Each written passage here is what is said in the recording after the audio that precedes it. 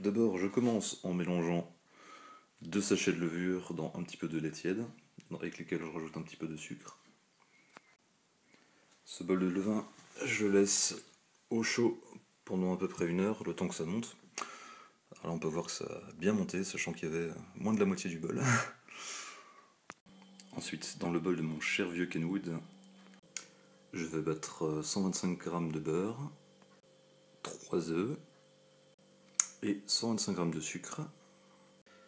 Après avoir mis les œufs, bon, tu noteras qu'il y en a 4 et pas 3, parce que le mien était petit. Je rajoute donc le beurre que j'ai fait fondre au préalable. Puis je termine avec le sucre. Et au final, j'utilise mon petit batteur pour battre ça.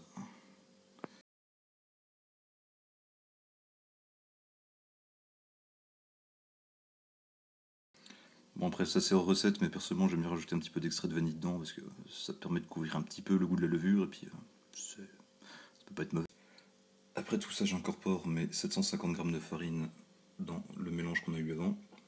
Et j'y rajoute également le levain que j'ai obtenu. Et pour finir, j'utilise mon petit instrument à pétrir la pâte que j'ai branché chez mon Kenwood. Et c'est parti, rouler jeunesse.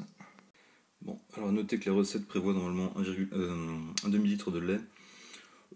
Ceci dit, moi quand je le mets, la pâte est vraiment trop liquide. Donc moi ce que je fais, c'est que pendant que je la pétris, je rajoute du lait au fur et à mesure jusqu'à qu'elle me paraisse bien souple. Résultat final des courses, une belle grosse boule de pâte qui est là. Alors vient le moment du façonnage de votre petit bonhomme. Il faut couper un petit bout de pâte. Pas évident à une main. Alors évidemment à ce moment-là, la pâte elle a déjà levé pendant 1 heure, hein, donc elle est gonflée. Il faut donc faire une espèce de saucisson. Alors pour comparer, c'est mon doigt. Pour les jambes, on fait une entaille en dessous. Et pour les bras, à une main c'est pas évident. Voilà. Et puis donc bon voilà, plus ou moins. C'est avec un petit bonhomme. De comparaison avec un petit bonhomme qui est acheté dans le commerce, hein, on voit que c'est à peu près la même forme coupée. Alors après les avoir découpés, on peut éventuellement les laisser reposer 1 heure de plus, tant que moi je n'ai pas vraiment.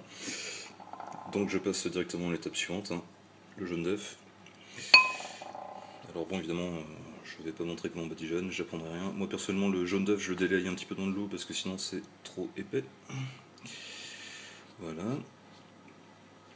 Oui, donc une fois que le bonhomme est badigeonné, on peut donc prendre des petites pépites de chocolat. Pardon.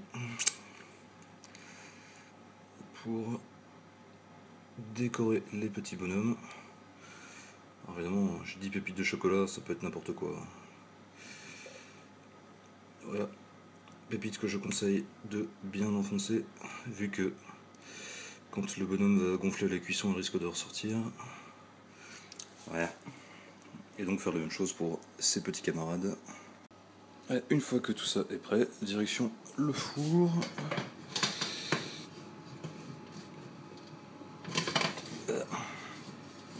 Donc là, bon, préférence c'est de l'avoir laissé reposer une 2e fois.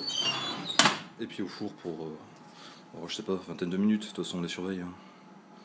Et voilà, résultat final, petit bonhomme qui a bien gonflé, comme on voit, gros volume. Donc il ne reste plus qu'à savoir s'ils sont mangeables, ce qu'on verra tout à l'heure.